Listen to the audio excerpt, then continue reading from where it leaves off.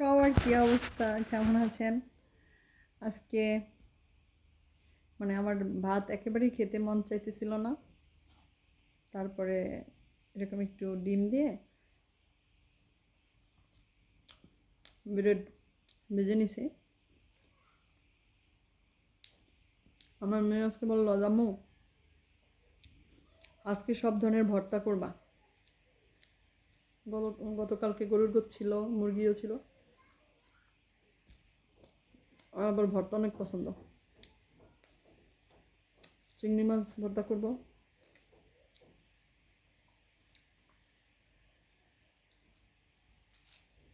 কেউ বাসা নাই, সবাই স্কুলে।